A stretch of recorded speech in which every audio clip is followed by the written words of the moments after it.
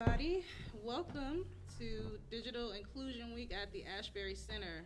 We're live here at Ashbury West for a podcast with some of our local experts, Bill Callahan and Ricardo Reynoso, and last but not least, my illustrious Executive Director, Ms. Wanda Davis. I'll let everybody go around and say a little bit more about their role in digital inclusion and equity in Cleveland. Starting with you, Ms. Davis. Oh, good morning, everyone, and welcome to National Digital Inclusion Week. We're glad you're able to join us, and just a bit about us as we continue our challenge in digital inclusion. It's been a great 20 years that we've been advocates of fighting for digital equity and inclusion for all Americans, especially for areas where we still have underserved individuals.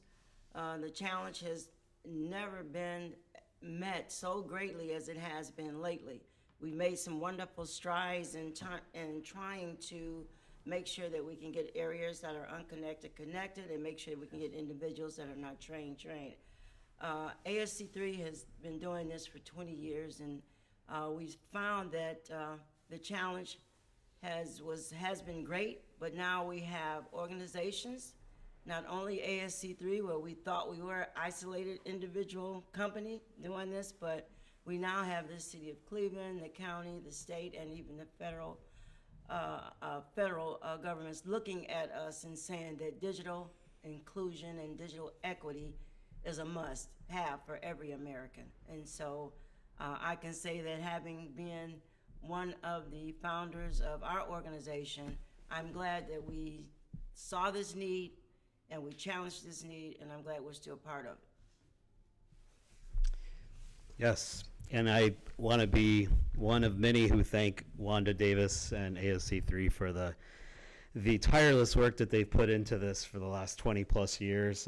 Without you, and setting really the groundwork for the what is now Greater Cleveland Digital Equity Coalition. So thank you for all that. I am part of that community. I've been a part of that community for now 3 years.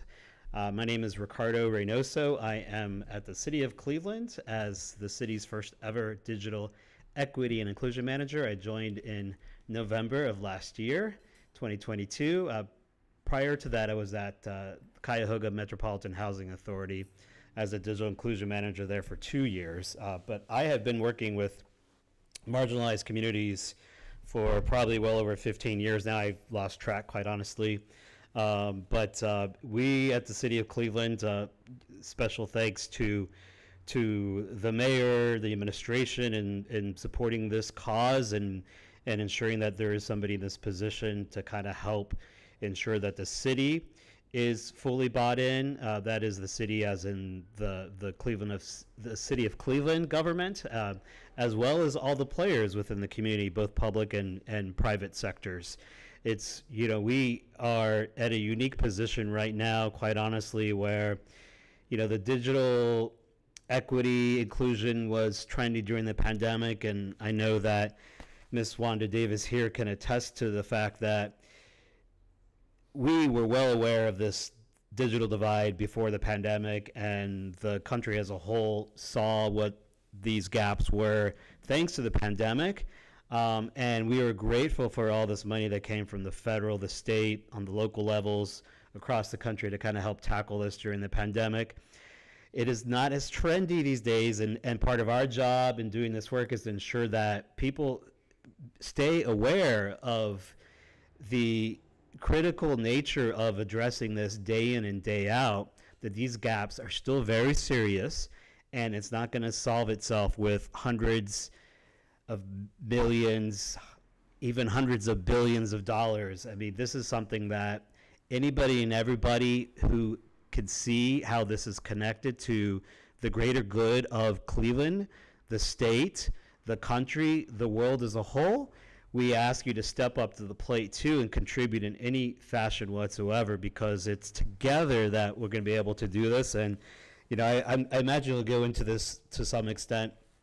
You may ask these questions, but, the city put forward a couple of pieces of legislation to kind of help tackle connectivity, and we're fortunate the last 2 weeks, those two pieces of legislation passed. One was with Digital C, a local nonprofit ISP who will help us deliver that access on through wireless infrastructure.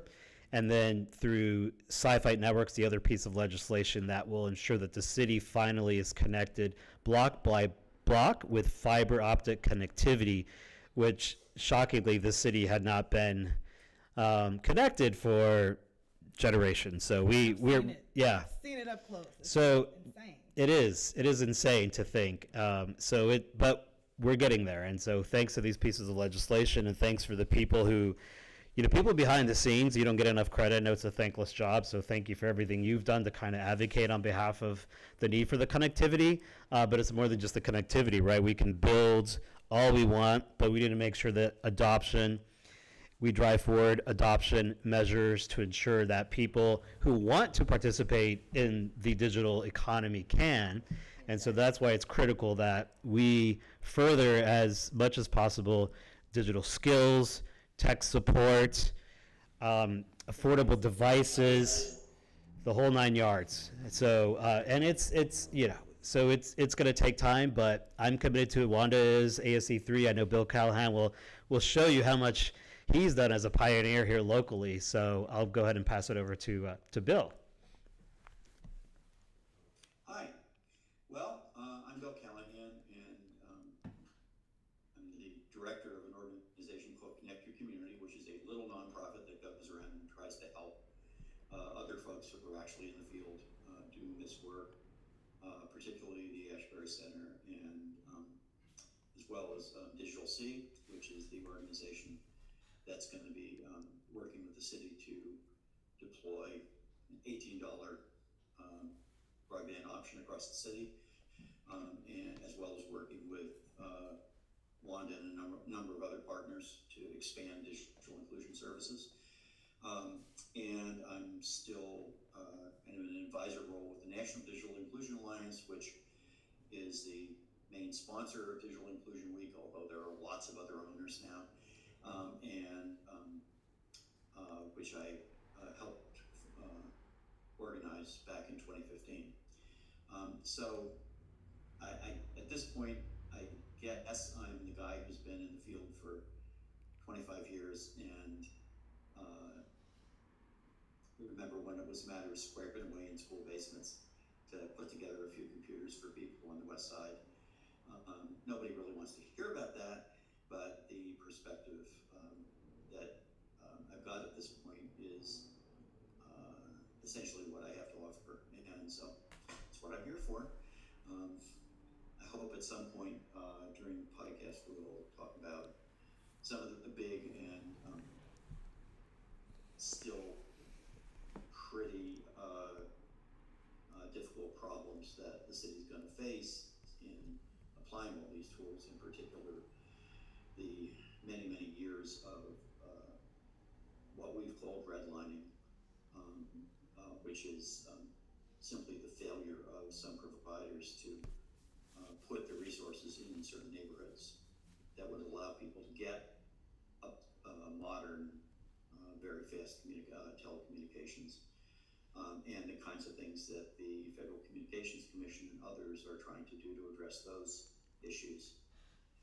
And the other thing that I hope we'll talk about, I know we'll talk about at length, is the importance of the Affordable Connectivity Program to the city, which is one of its biggest users, the federal program, and the problems we face in keeping that program going. So those are all things that Connect Your Community and other folks in our coalition are facing over the next few months as we try to make Digital Inclusion Week a meaningful reality for the community. Well said. Thank you so much, Bill. I knew you would bring the fire. You always do. Just to reintroduce myself, my name is Gina Birch. I'm the Program Manager and Digital Navigator Manager at the Ashbury Senior Computer Community Center, and I'm here to help moderate this podcast today. Digital Inclusion Week is always a big to-do in our small but unique and powerful industry, and this is our big chance to get the word out to people who aren't as knowledgeable about the issues so that we can work together to get some of this stuff solved. So I think the first thing on the docket should be the most pressing thing on the docket, which we all know is ACP. My favorite thing to look at to see how things are going with ACP is the ACP dashboard. ACPdashboard.com will show you a lot of information in regards to how much money we started out with, how much money has been spent, how many households have used the program. I think now we're getting close to about halfway through the funds. If I'm not mistaken, I'm going to pull that up right now as I hand it over to you, Ricardo, to just let us know city-wise Yes. how important ACP is to Cleveland, what would happen if we lost it, and Right. maybe what we can do to try and prevent that. Oh yeah, definitely. So yeah, key here. So one of the biggest barriers, and probably you could say is the biggest barrier in getting people digital access, is the affordability component. It's affordability of devices, the affordability of connectivity, both of which are addressed by the Affordable Connectivity Program. We are the district, the congressional district in which Cleveland resides is the second highest, has the second highest number of signups nationally. So that should show the need and how dire a program like that was needed in Cleveland. And it's critical, that, these $30 a month or some form of it continue moving forward. Where right now it's projected the ACP to run out of funds somewhere around April of 2024. It's important to note too that the ISPs that are participating in the program, they are supposed to send within 90 days of the funds running out a letter to those participants notifying them that the ACP will cease to exist. So that puts us at right now with it running out potentially in April, January. That's, believe it or not, 3 months away. And so we are at a very tricky point right now where we see the value of it clearly. People are benefiting from it. They're saving hundreds of dollars on an annual basis thanks to the ACP. That's money in their pockets that can help put food on their table, can help get pay for their kids' classes, services, etc. It's I don't have to preach to the choir here, but it just puts more money in their pockets, which is super beneficial to them in the long run. And it allows them to kind of take advantage of the digital world and the economy and to see more of what is possible for them. And it'd be a real shame for us to run out of that money come April. And quite frankly, we are, and in my camp, I'm really concerned about, we want to keep advocating that people sign up for it. But it's a difficult spot to be in, knowing that you want to advocate something that could take them 30 to 60 days for everything to go through, and then finally get a bill from their ISP saying you owe nothing. Should they be taking advantage of, should their bill be fully covered by the $30? Only to find out 60 days down the road that they may get a letter from the ISP saying like, oh, sorry, funds are running out. Right. And so it's very difficult to really push that. Knowing that right now there is nothing on the table on any proposed budgets for 2024 on Congress's end to continue the funding in some capacity, even if it's for a year, even if it's for half a year.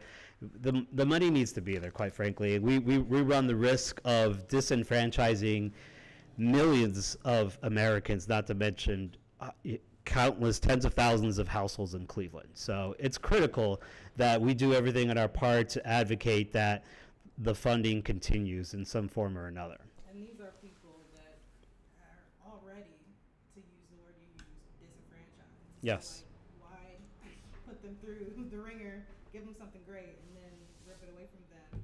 But then on the flip side, we've been trying to use this sort of second trial period, if you will, and I'll explain myself in a moment, to prove to Congress and everybody else that we need it. It's something that you can't get around, and if you take it away, it's not going to be a good thing. So it's like you want to push it to prove that point, but you also don't want to further irritate, um, just kind of distance yourself or like lose trust with the community, too, because that's another thing. A lot of this stuff is rolled out through trustworthy community-based organizations like ASC3 and Ms. Davis. Yes, and we know also that the 11th district, congressional district, has the highest rate of adopters for ACP. So if this were to happen, where it is discontinued, I mean, that's a lot of people that we've gained trust of. I mean, hundreds of thousands of people that we've asked to trust us, that we know that ACP will be around, and that we're still, I mean, there's funding out there that's pressing us to make sure that we continue to pursue folks to adopt ACP. And so you're asking us to go out there and continue to spread the word, but there's nothing on the table to say that this is going to be continued. So we need folks to understand that they have to really contact their representatives and let them know, that yes, I'm taking advantage of ACP, and yes, I still need it, and without it, I will have to possibly discontinue my internet connectivity plan. And so, and they may have just gotten on 3 months ago. So this is urgent that we, continue to, just like we're asking folks to actually adopt ACP, this is the time for those that we're asking to make sure that they assist us also in letting their representatives know.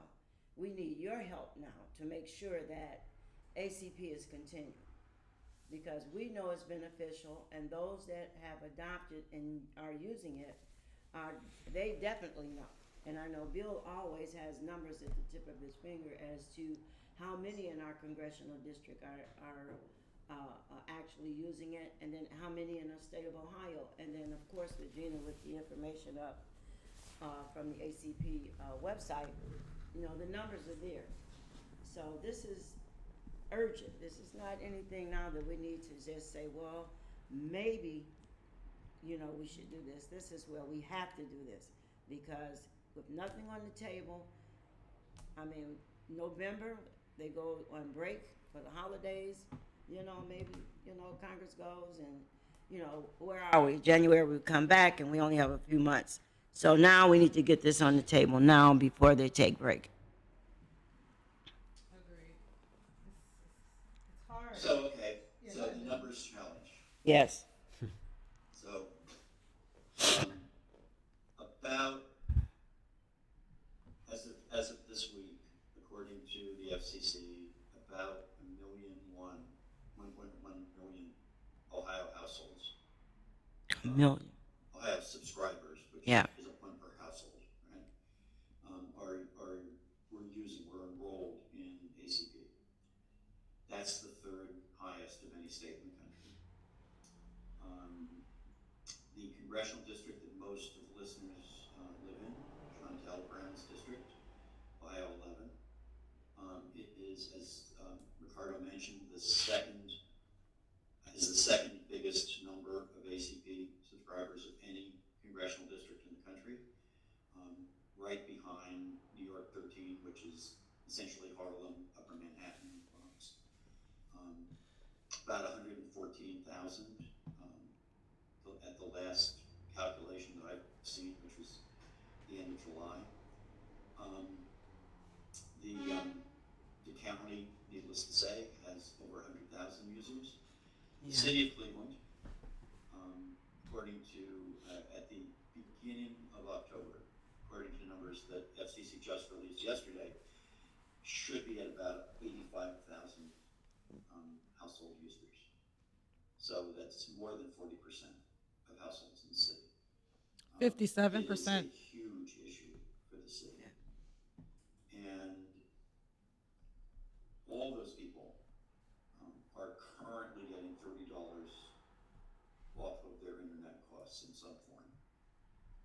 all those people stand to lose that sometime.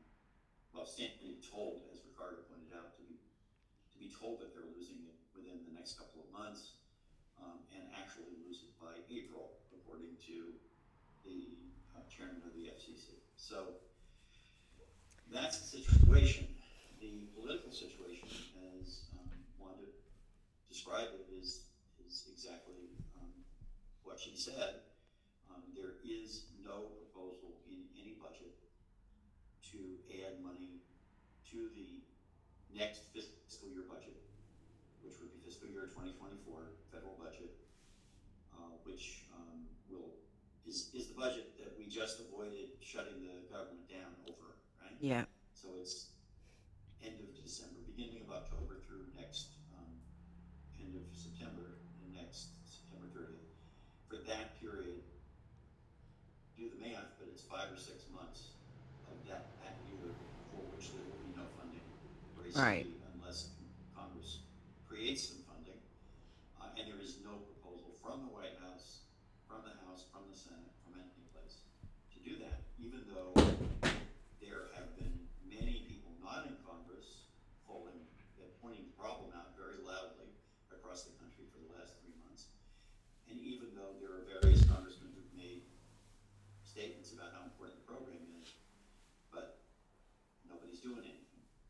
So we now have a, 42-day period in which the House and Senate are supposed to come up with a budget for next fiscal year, or else we'll have another argument about shutting the government down, and then maybe they'll do another continuing resolution, and then that will continue for another 45 days through the end of December. So there's going to be this swamp of budget negotiation that we're all going through in the next 3 months. And somewhere in that process, somebody in Congress has to step up and say, we need $7 billion to continue this program through the end of next year. I am going to propose it, right? And that could be anybody, but it probably needs to be somebody on the Commerce Committee in the appropriate committee. But our senator, Sherrod Brown, our senators, Sherrod Brown and Senator Vance, both could play major influential roles in making that happen. Vance is a member of the appropriate committee and could be a bipartisan co-sponsor of legislation to fund the program. Sherrod Brown is not a member of that committee, but is a senior and very influential member of the Senate, and who is also facing re-election in the next year. And one would hope he understands that it would not be a great idea for 1 million of his constituents to lose this program in the middle of the election cycle. So there are very good reasons for our members of the Senate to take a leadership role in this. And if people are going to do anything about this, I would strongly encourage them to reach out to Senators Brown and Vance and ask them to do that. That's basically what I have to add to the conversation. Thank you, Bill. That's important. I was actually looking on my phone, and I will find it, for a number that one of the national organizations has created that people can call and get routed to Senate offices. And if you give me a minute, I'll look it up and share it with people. It's a nice, convenient way to do this outreach. That sounds good. Yeah, totally. Thanks. We're going to give Bill a break for a second. Thank you, Bill, so much for that insight. Those specific names of people who we can look out for, reach out to, write to, get a hold of their office, make some noise, because this is something that's on the table right now. Here, I got it. Good. The number is 800-397-2937. I'll actually blow it up and put it on the screen here. Well, no, I won't. Yeah, here. Anybody see that? No, that's not going to work. 800-397-2937. This number will patch you through to your senator's offices directly. So when you call, you tell them a name, you tell them your zip code, and they will first send you to either Brown or Vance's office, and then in sequence, it will send you to the other senator. Say that number one more time, Bill. This is a phone call, so hopefully you will end up talking to a staff person, but you may end up talking to a machine. But in any event, it's very important to simply leave a message that you're calling because you need the senator to take a leadership role in refunding the Affordable Connectivity Program, and also that you would like to hear back from them about what they're going to do about it. Yeah. Say that number again, Bill. 800. 800-397-2937.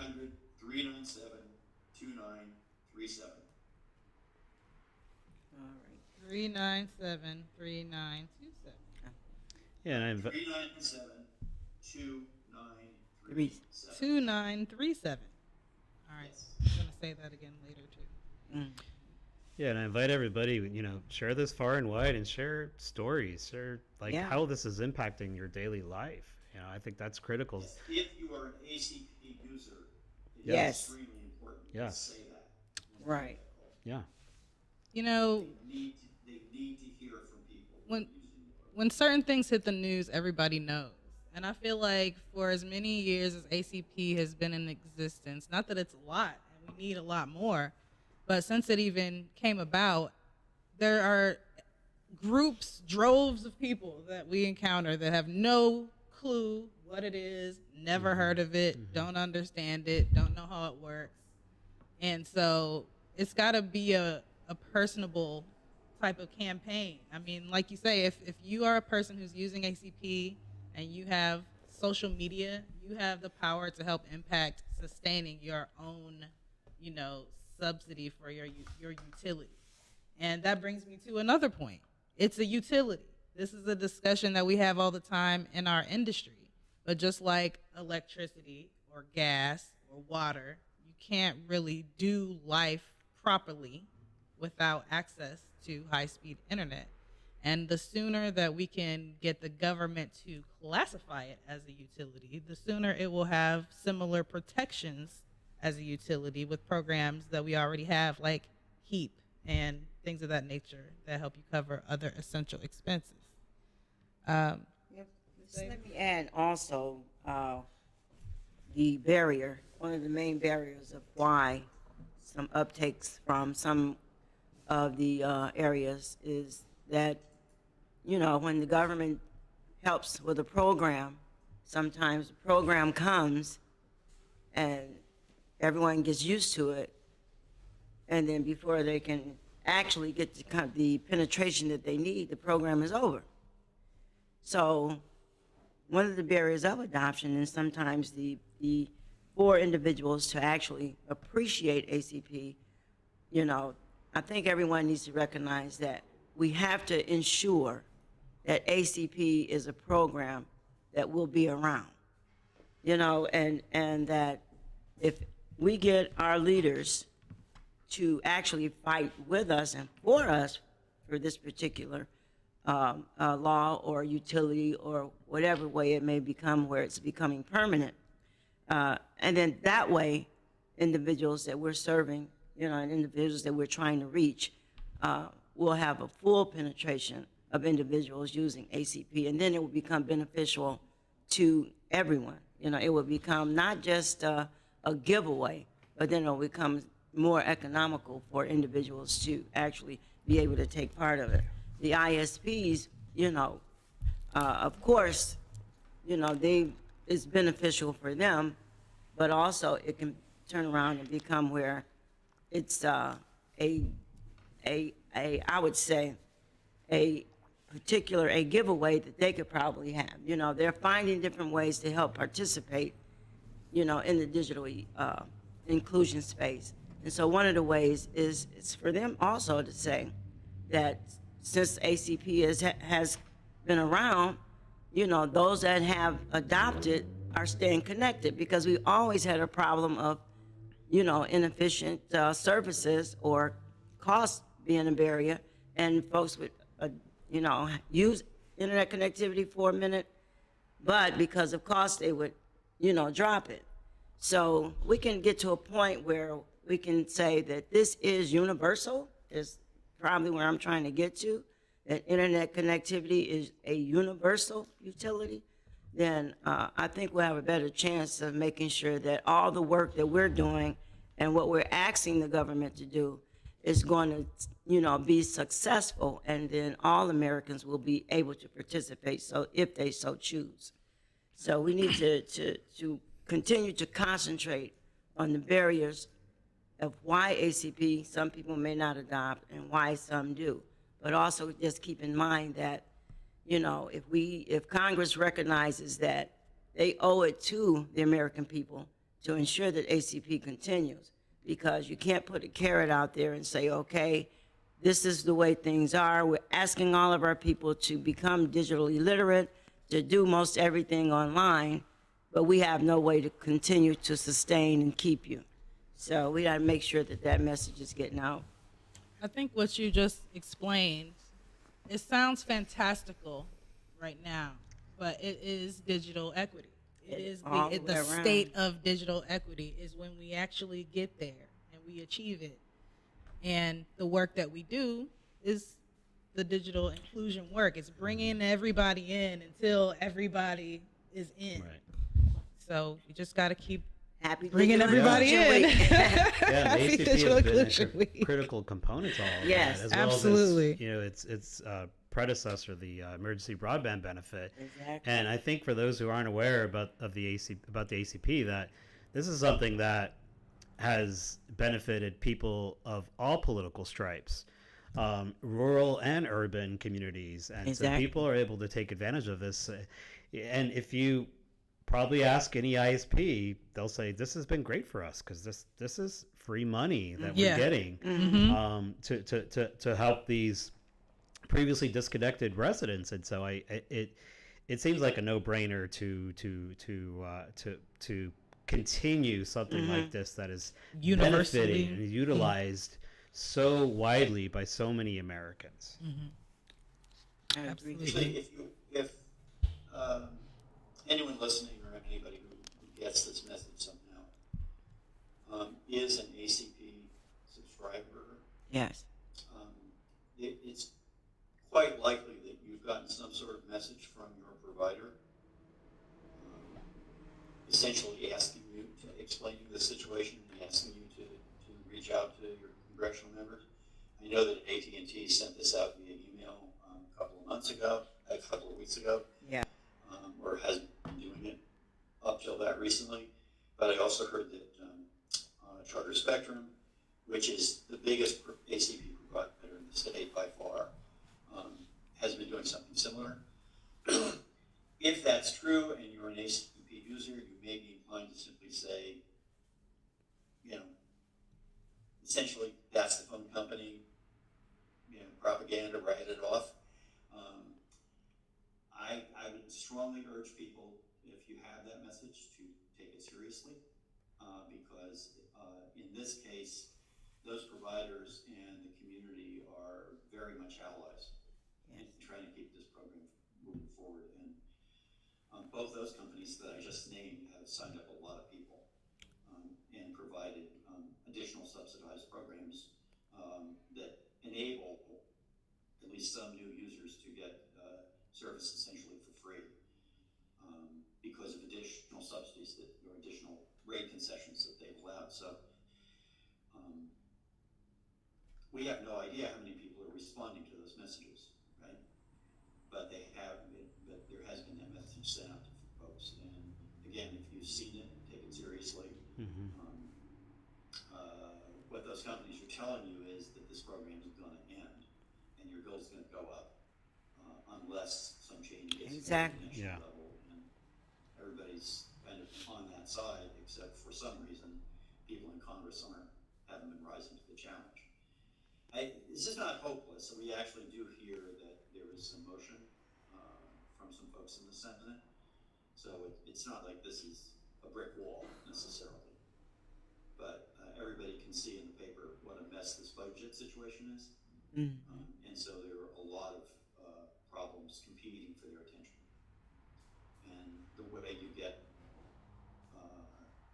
holders to pay attention to what you care about in the midst of lots of noise is making more noise. So, gotta make some noise. Totally agreed. Totally agreed.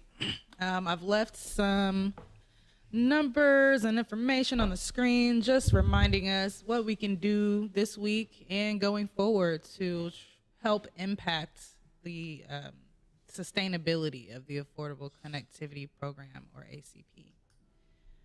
So, something that you said about as far as where we are with ACP right now, Cleveland and Detroit have been battling for the number one spot of who can basically get the most enrollment since this thing came out. And that really just reemphasizes how hard we've been going after this. You mentioned that the congressional district of Chantel Brown is, again, right up there in the top, the 11th district. So all of that is a result of what a bad spot we've been in up until this point. It shows how bad the need was in order for us to have to do so much work so hard for so long to stay up there in those top two spots and just continually to keep pushing this. In 2019, as we all know, but as we can share with the listeners of the podcast and the watchers of this podcast, 2019, Cleveland was rated the number one worst connected city in the country. Like, that's bad. We're not back roads. Like, even within Ohio, like, we're a major metropolitan urban city. And for us to not be able to get everybody online, it seems like such a simple thing, but it's striking. And so, Bill, correct me if I'm wrong, but I think 2021 might be the most recent data that we have for this, but I think No, we have 2022 now. Oh, we do. Last I saw, we got up to number four worst connected. Have we improved any further than that recently? Yes, we have. Oh, great. Where are we at? In the new numbers, this is, just to be clear, what we're talking about is the percentages of households that don't have Connect. real broadband connectivity, like DSL, Dial-up. fiber, or cable, right? And so by that standard, as Gene said, in 2019, Cleveland was actually had the lowest, or the highest level of highest percentage of households without that kind of wireline connectivity. Detroit was, I think, second or third. Louisville, Memphis, Miami, various other cities with similar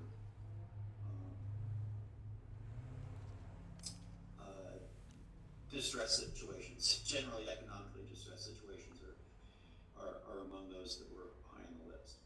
In 2022, I'm sorry I don't have it in front of me, but what I remember specifically is that we're doing that by that standard among cities with 100,000 or more households.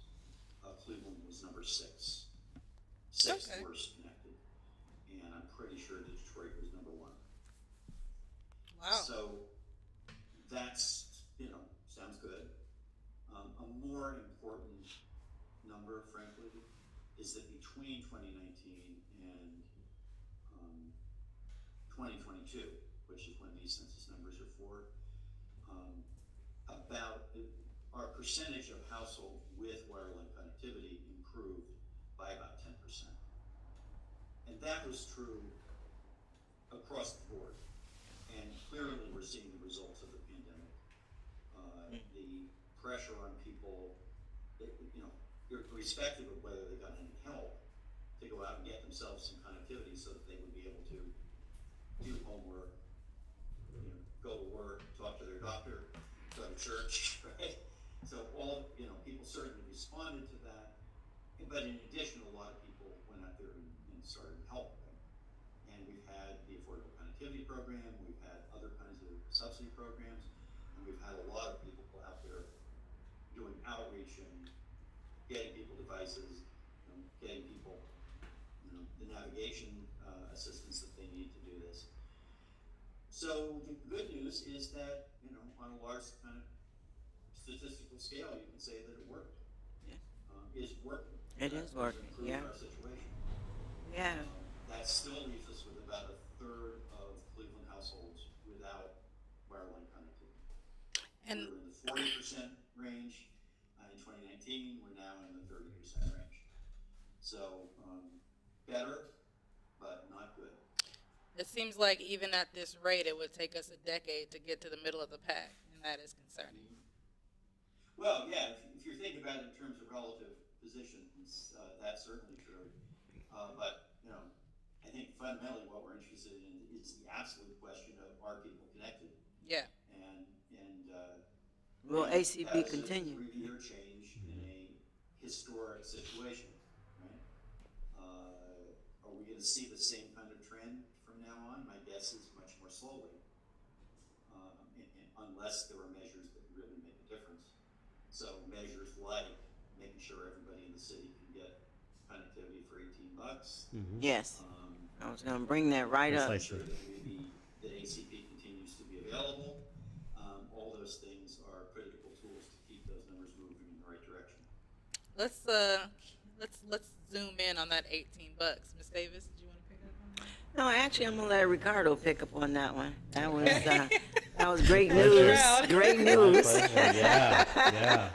So, no, I mean, it's special thanks to everyone who worked on that legislation, and in particular the Austin Davis in the mayor's office for Councilman Casey, and working with the administration and with Digital C to ensure that the metrics that they need to meet on an annual basis would be to the liking of City Council, so it could get approved last Monday the 25th, which it did.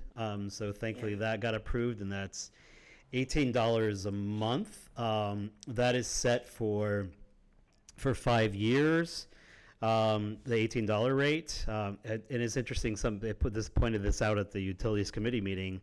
$18 a month for 12 months actually equals $216. Oh, I like it. So I don't know if that was intentional, but it's a perfect number clearly for Cleveland. Yes. But I think too that this hopefully is an invitation to encourage other ISPs to kind of ensure that there are affordable broadband subscription services available to residents moving forward. And hopefully this, Digital C rolling this out will encourage them to do this. I think too that, granted it's not going to be something that's going to be perfect for every resident, $18 a month, but $18 a month is better than, say, the $30 a month that would be, is available now through ACP. That believe me, we want that to continue. Yes. $18 a month for at least the next 5 years will help with or without the ACP for sure. And the fact that Digital C is committed to this, that they have a boots on the ground approach to this, and having a consortium of 27 or so community partners who will help on the adoption metrics, I think is critical here, because it's you can build it, but it doesn't mean they will come. You've got to ensure that people are aware of what it makes possible for them. People need to be aware that there will be such a plan of $18 a month available, and so and that's going to take time for them to do that. And so that's why the city, the city working with City Council, et cetera, realized that this is something that we can't. $20 million of ARPA funding that this is tied to just can't be given to them up front. So the metrics need to be met on an annual basis, and if they meet the metrics, they get the funds that are allotted for that year. And this is for a 4-year plan, by the way. And hopefully that will start January 1st. We have to work on some contracts and get that stuff squared away, hopefully by the end of the year, so we as a collective citywide, and more specifically, Digital C can hit the ground running, and building out this infrastructure. And so this is great, but it's going to take time, and it's going to take a collective effort. And but we're confident that this is something that will kind of help us, take us from the sixth worst connected city in the nation to 30th or 40th or who knows, right? That's something great to aspire to. But it's the $18 a month that's going to help us get us there. So thanks to everyone and thanks to those who sent letters of support for Digital C's legislation. Oh yeah. We invite everybody to do their part to help push this forward. And that's one component of the legislation. So we can focus on that first. I mean, I'll pass it over to Wanda and Bill to share too, like what the impact it's going to make to residents. I mean, I can tell you that there are people who are, and it's important to note too that it's not just the fact that it's $18 a month. They're also offering 100 megabits per second symmetrical speed. So that is your download and upload speeds. That's what's wonderful. And the technology that they're utilizing now, they started around Digital C around as one community back in 2015, 2016. And they didn't have those speeds, clearly. Right. But the technology did not afford that to them. But now the technology they're utilizing, they actually have up and running in places like off of Wilson Tower on East 55th, on Riverview Towers on West 25th. There, residents there that are Digital C subscribers are getting those speeds. I've heard that like at Riverview Towers, people are getting 239 or so download speeds and somewhere around 160 plus upload speed. So that's tremendous. That's magnificent. And so, and this technology that they're going to roll out and put on hopefully up to 120 vertical assets across the city is going to help create this just citywide network that will ensure that there is redundancy, not just for the network, but for, should inclement weather come, a lightning strike, something on a rooftop somewhere, there'll be backups in that system to help address that, to ensure that people don't get pushed offline and they can still participate in the digital economy. So it's great. I mean, we feel at the city this is a win-win, and we're confident the community as a whole feels this way as well. And thus far, that's what we've been hearing. What are you hearing on the ground yourself, Wanda? Pretty much the same thing. Folks are saying that, and I'm saying also it's great to have the competition, because competitiveness brings down the price. So that's ultimately what we'd like to do, is have the national ISPs bring down their price and make this affordable, so that if ACP goes away, it's still totally affordable for everyone. And that's all we're really looking for. And I know that I've worked with Digital C when they were one community all throughout these years, and they've had a path of trying to strive for a local ISP, citywide.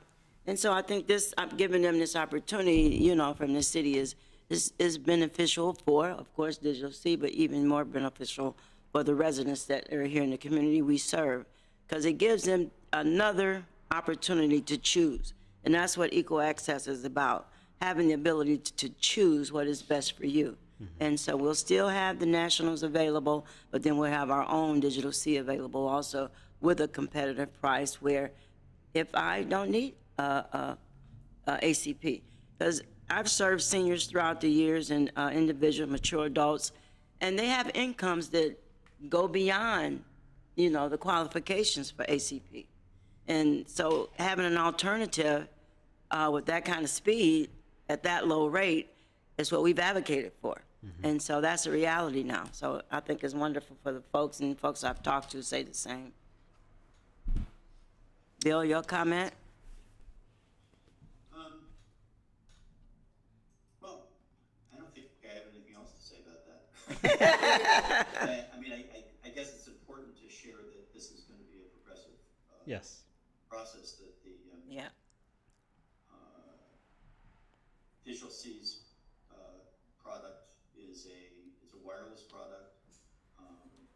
It's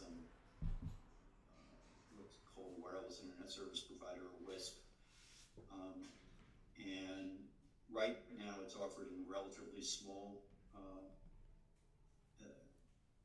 maybe fifth of the city, something like that. Yeah. On the Sounds Near about West right. Side and in Huff, Glenville, Glenville. Buckeye. Central, Okay, yeah. parts of Buckeye. So that has to expand, and Ricardo mentioned them getting, basically getting antennas in 120 locations around the city. That's actually the big job. Yeah. To create citywide service. So that's what they'll be doing a lot of in the first year. So I think they're committed to doing about 2,300 additional households in the first year. And then the idea is to really expand once they have the citywide expansion with those antennas. So not everybody's going to be able to sign up for this right away, and there'll undoubtedly be some static about that. Right. But with some patience, in a couple of years, and certainly in 4 years, this will be something that will be standard around the city. And I completely agree that what you get from this is competition. Yes. Mm-hmm.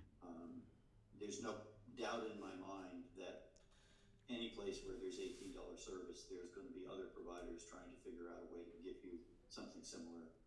Yeah. And arguing about whose product is better, and that's what we want.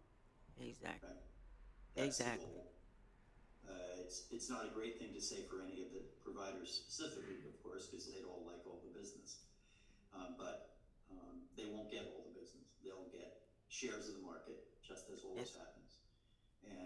And customers will be able to make choices. Yeah, and we have to face it, any of the companies, even the nationals, they're not everywhere. Mm-hmm. And so the more competition we have, the more, interest we get from nationals coming into our city, then the better of complete Wi-Fi will be available. Right. You can go 5, 6 different companies you can choose from. So that's great for the And residents. Ricardo didn't elaborate on it, but No.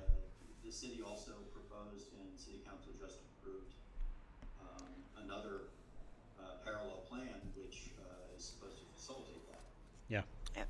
Yeah, exactly. Yeah, so, thanks, Bill, for that, the segue. So on Monday night, City Council approved to give Sci-Fi Networks, they're primarily based out of New Jersey, have offices in California as well.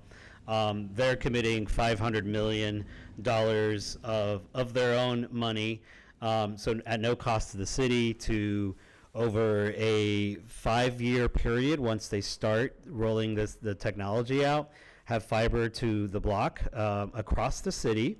But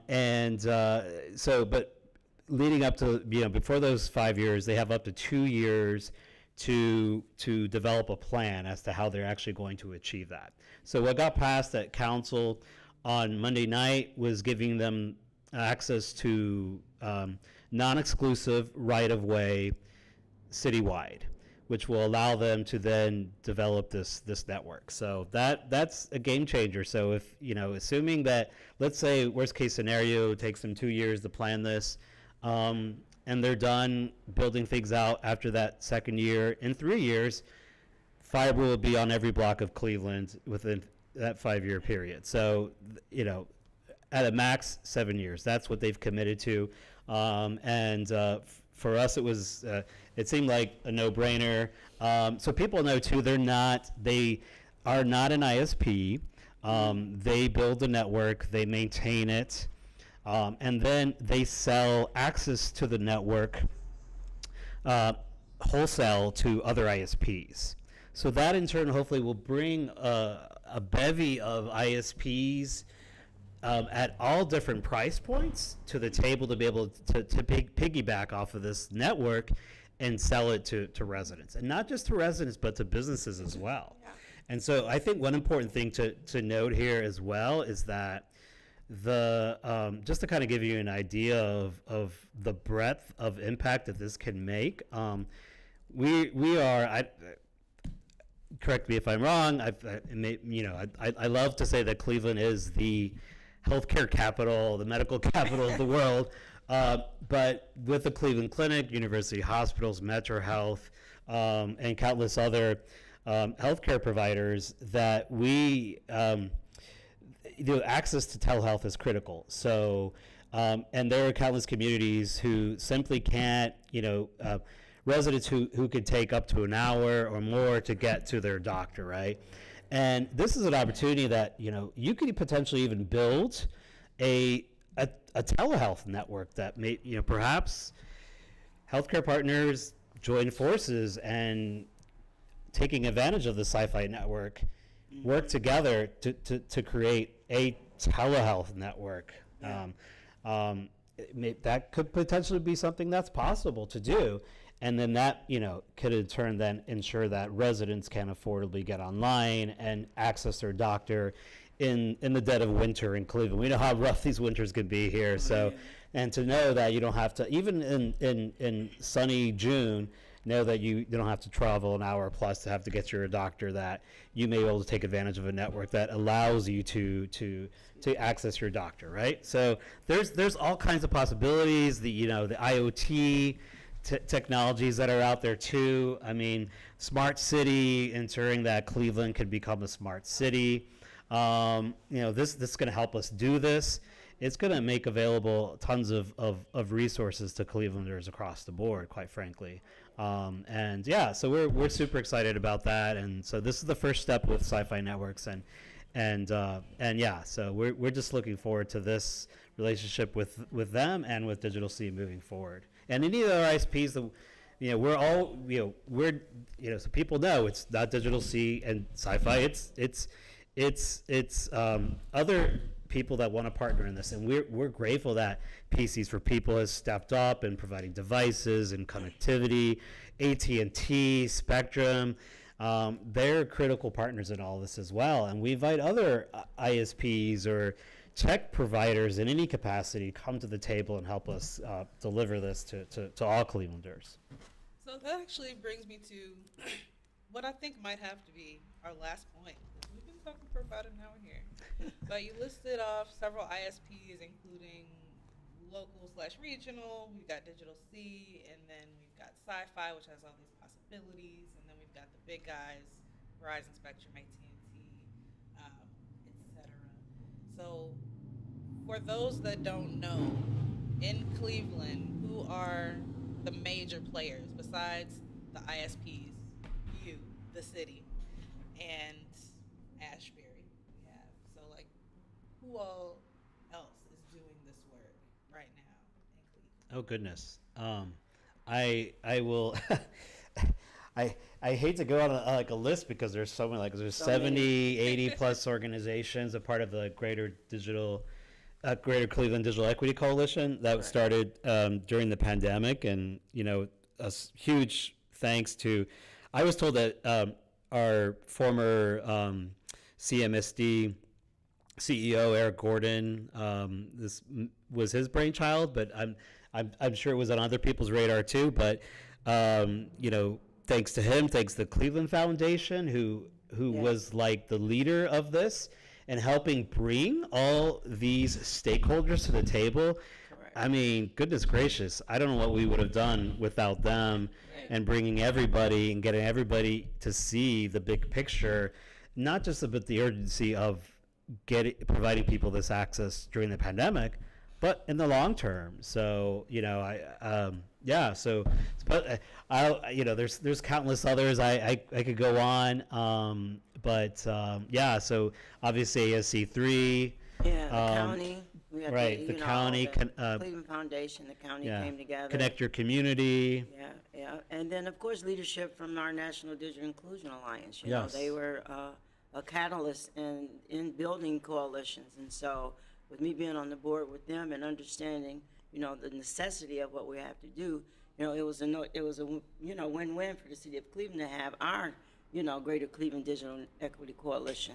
And then under that leadership with Leon, and then of course with Bill's always having his knowledge of all the years of coalition building, and so it was just a win, no brainer for us to come together. And so of those organizations, those 80 plus, there's quite a few. Yeah. And what we can do is just get that list from our foundation, which still is the major host Yes. of the Digital Equity Coalition, and then we can share that with our, Yes. our viewers. Yeah. I have a list too, so Yeah, at and the you end, have the through my list. contact details, people can reach out to me for that list, because it would be wrong not to mention everybody here, but Everybody, it's yeah. so hard to.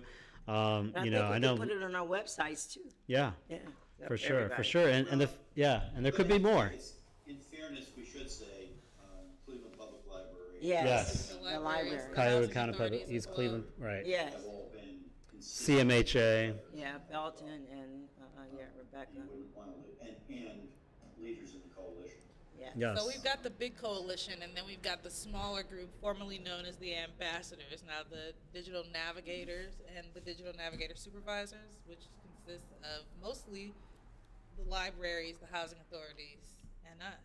We've got Famicos, Metro West, Burton Bell and Carr, CMHA, Right.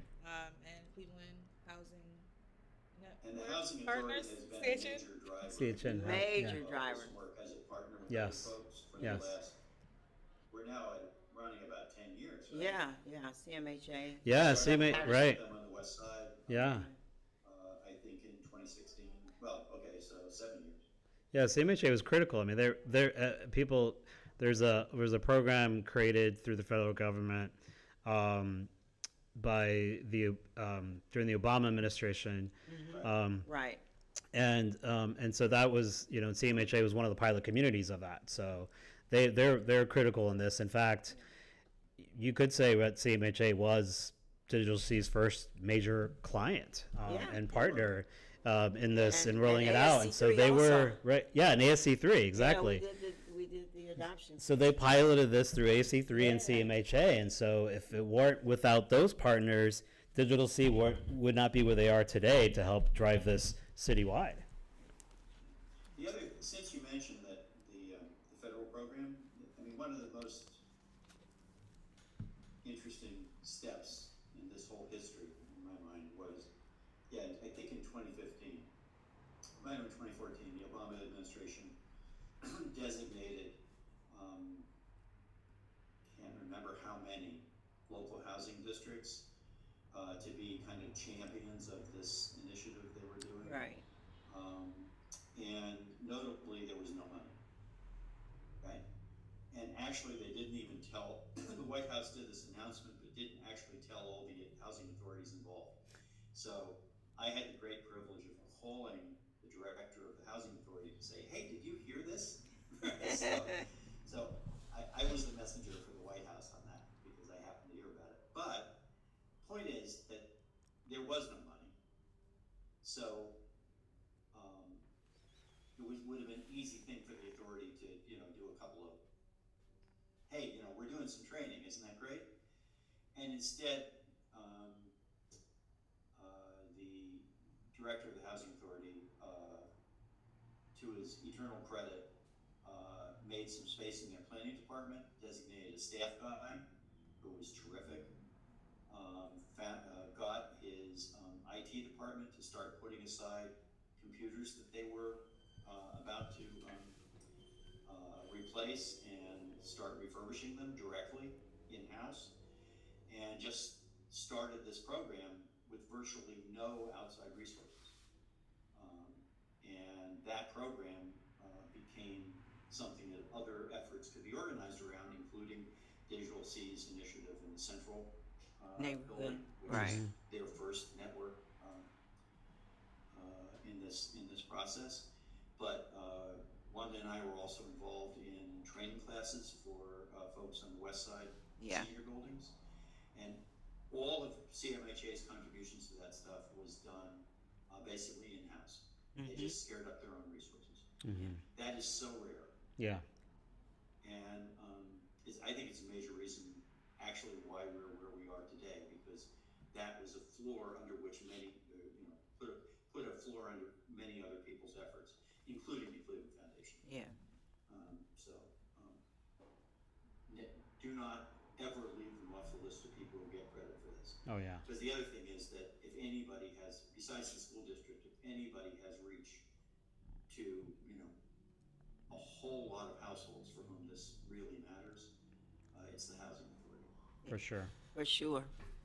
So for our listeners, our watchers, anybody that wants to learn more or find out who they need to talk to in order to be involved, we are going to post that list of all the organizations that are part of our coalition, so that you can find out who's close to you, who you might already know, who's in your circle of influence, so that you can be a part of this journey with us.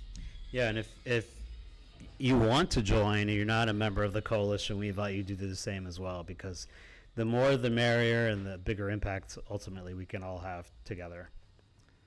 And my last thought is, remember, this is urgent, and time is now to reach out to your leaders about ACP.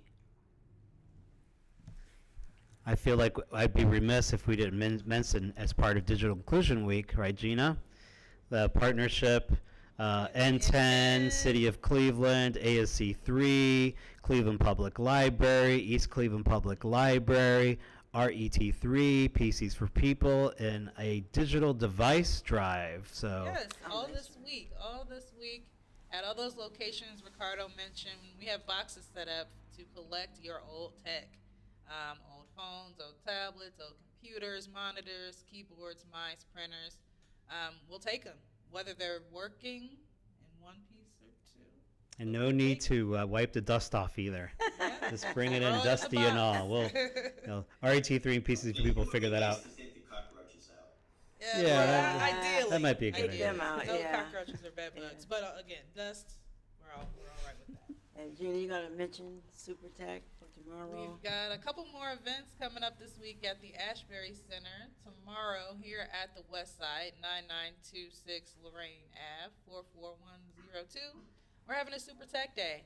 Super Tech Day is where we open up our doors to the community for any sort of questions you might have or help you might need with your computer, your phone, your tablet, or if you want to sign up for or have questions about this ACP program we've been talking about all day. That's certainly something that we can help you out with on Super Tech Day. Keep your eyes on our social media for flyers. We're also going to have something similar on the east side. So if you can't make it all the way to Lorraine, our main campus is located at 11011 Ashbury Avenue, 44106. And on Friday from 11 to 4, we are going to be having another Super Tech Come In and Ask Your Questions Day. You can text us, you can call us, or you can come in on Friday. And our phone number is 216-421-2305. Again, you can call or text that number. We look forward to seeing you online and hopefully in person on the east side or the west side. And again, tomorrow we'll be here on the west side, 9926 Lorraine, from 12 to 3 p.m. Gina, could I make one more plug if it's not too No. late? Of course, Okay, Ricardo. so as Digital Equity Inclusion Manager at the City of Cleveland, I'm putting together a digital equity and inclusion plan that absolutely needs to be neighborhood driven. So there is a digital access survey with a bunch of questions, should take hopefully 5-6 minutes tops to complete. I'll personally go onto YouTube and add a link to that, but so asking residents to complete that. But yeah, I'll include both links. There's a version of the survey available in English and in Spanish, so look for those links on YouTube shortly. Yes. Fantastic. Thank you. Yeah. Alrighty, we got the survey. We got 2 more days of action at Ashbury. We got the tech drive. I'm hoping some people will get involved, in the words of Jane Brown. Get it? All right. Well, Happy DIW. happy Digital Inclusion Week, everybody. Thank you for joining us. Thank you. And we'll see you next time. Thank you. Thank you, Bill. Ciao.